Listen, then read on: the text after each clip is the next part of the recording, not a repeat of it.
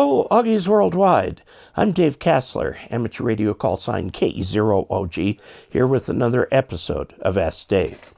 Today's question comes from patron Gary Galbert, and he has a question about grounding. He wonders if there's an experienced ham that could assist him. If you go to your local club, and you may have to do a little club shopping to find the club that works for you, but in most areas of the United States, there's often 2 or 3 ham radio clubs within driving distance. You can go to the ARRL website and look up their club finder and find out an ARRL affiliated club that is near you. Okay, I have a Kenwood TS2000, which is not a vintage radio, but they've been making those for quite some time. They're very nice radios, perfectly good radios from Kenwood. They're perfectly modern in all of the stuff that they have on them. It's grounded with a 3/8-inch copper strap, connected to a 4-terminal bus bar, which is mounted to a wall on my shed, converted to a shack. Shack meaning ham shack. I connected to this bar an 8-gauge power wire which exits the shack through a hole I drilled in the wall. Once outside, this is connected to a copper rod driven into the ground. So far, so good. This rod is also connected to 3 other ground rods and also to the main utility ground of my home. The term we usually use for that is bonding. It's a term that comes to us from the National Electric Code. The purpose of bonding the different ground rods to each other is so that if there is an electrical disruption in the area, which is a nice way of saying lightning, it keeps everything at the same voltage. So it reduces the chance that there will be a voltage differential between appliances and radios and so on that could be detrimental to what's going on. Okay, let's see, this rod is, this grounding solution covers a straight run of about 100 feet. Various wires of number 6 copper connect all these rods together. Number 6 copper is the right thing to do. I would recommend uninsulated wire, and that you bury these, a few inches in the ground, and that it be stranded uninsulated wire. Now, if that's not what you put in, that's fine, but I wouldn't rip it out. The number 6 copper wire does go over my air conditioning compressor slab and over a small slab that holds a 10-foot section of Roan tower. I have a 33-foot piece of LMR 400 connecting my radio to a 24-foot gray line performance flagpole antenna. This is very important to note. The gray line antennas, and they spell it with an E, gray, that's actually the British spelling, of the antenna. It's a flagpole antenna. So this is an antenna that you can put in an HOA, because most HOAs will allow flagpoles. Now, the way those antennas work, they have lots of radials. Okay, the radials are connected to the ground. I have an MFJ tuner rated for 600 watts connected. The tuner is grounded, but from what I read, the flagpole cannot be grounded too. Well, not quite. And I'll talk about that. I get various SWR readings that aren't consistent. The readings vary with wattage and band. After listening to your YouTube video, I think RFA might be an issue. I do too. I can get SWR below 2 in most bands some of the time.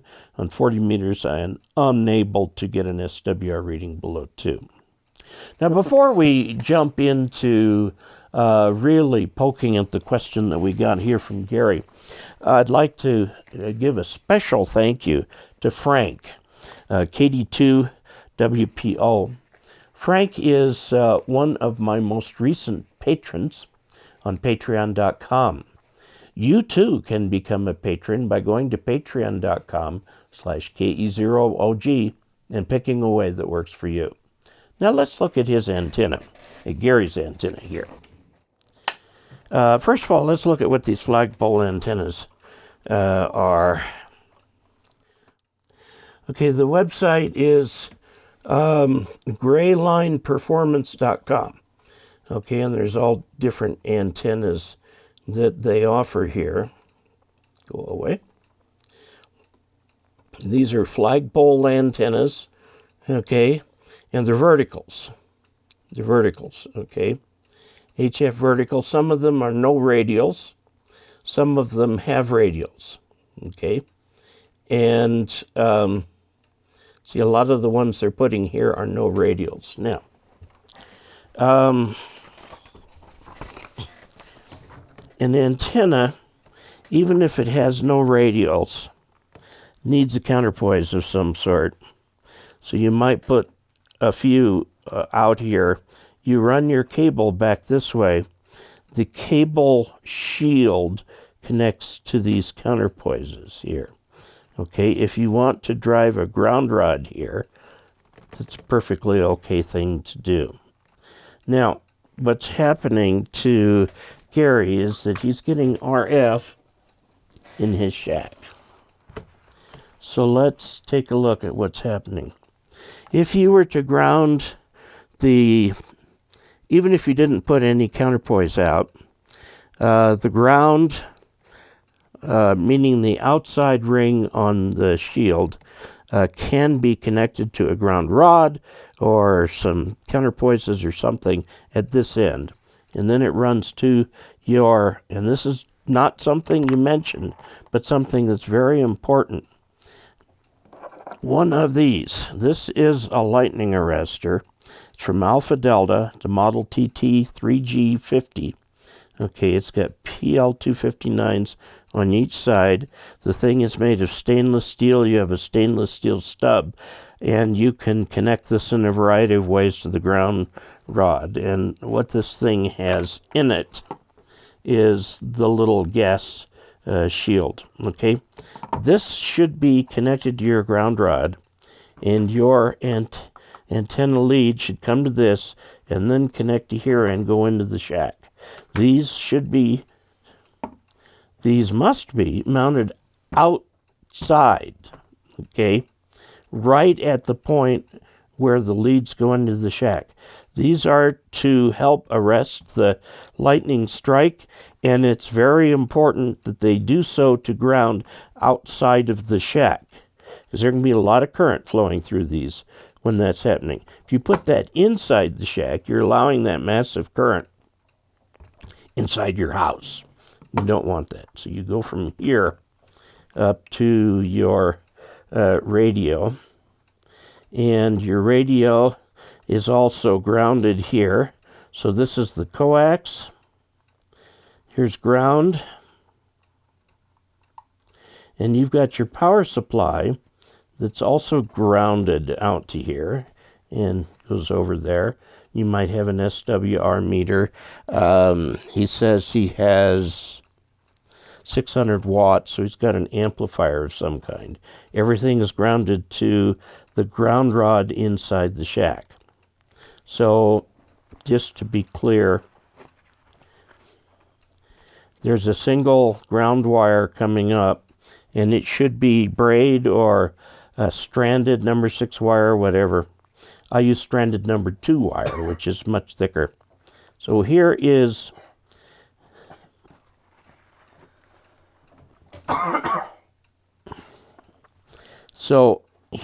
in your shack, you mentioned your bonding bar, which goes to your radios, power supplies, etc. This is proper. This is all proper. And then, of course, your coax comes in like that. Now, when you have various readings that aren't consistent, there are a couple things that are going on. One, the connectors could be loose. Okay? It is possible for these connectors to loosen with time. What causes them to loosen with time is vibration of many, many different kinds. It could be trucks rolling down the road in front of you. You get a little vibration. And what vibration tends to do is loosen one of these rather than tighten it. It will loosen it. So you need periodically to make sure that all your connectors are tight. Now, if these are outside, obviously, okay, so you need to put some coaxial around this so that it's watertight. So it won't damage this, but you don't want water inside the coax because it can cause the shield to degrade. And the shield kind of wicks it up, and so it will degrade. So let's talk about this issue with RF in the shack. This sounds like what's going on with your radio. I think the grounding that I just outlined for you will probably take care of it, unless, of course, that's what you're all already doing. But you are getting RF feedback into the shack, which is causing a problem there. Take the shield of the coax right where it goes into the antenna. Now, mind you, inside the antenna, it's got both the shield and the inner conductor going up into the electronics inside of it. But it doesn't really have room for much of a counterpoise. Drive a ground rod right next to it. Lay out a few radials just for fun. And make sure that they connect to the ground side, the shield side of the antenna. That will solve a lot of your problems. Because what's happening is if you don't have any kind of counterpoise for that antenna, which is an end-fed half-wave dipole that's greatly shortened due to lots of traps and things like that. But if you don't have a counterpoise, it will use the shield of the coax as the counterpoise. Now, if that goes straight into your radio is not only listening to what the antenna hears, but the radio also has to deal with the effect of this counterpoise extending all the way to the radio. So you've got to get that out of there.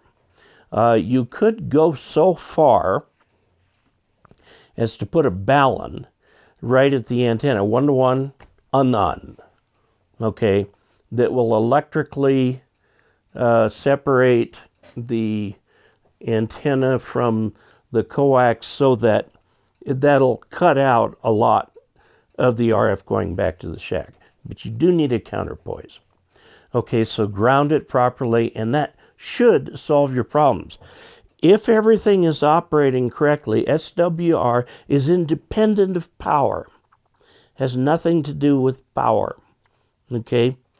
And if the SWR is 1.3 to 1 one day, it shouldn't be 1.7 to 1 another day, unless you're getting water into something or something like that. Now, lossy cable will mask a poor SWR, but you're using LMR 400, which is one of the finer cables used in ham radio, and I don't think you're having trouble with that particular coax giving you issues. Make sure that the ground rings on your crimp connectors are actually grounded, okay? One thing that I use is this. Where'd it go? This right here. At the end of the cable, unplug the cable from the antenna and then go back in the house and apply 12 volts to the lead out to the antenna. And if everything is working fine, then this should light up, okay? That's a great way to test the overall continuity of a cable in place so that you don't have to take the cable out to make the connections. This is just a little SO239 soldered to a little LED bulb.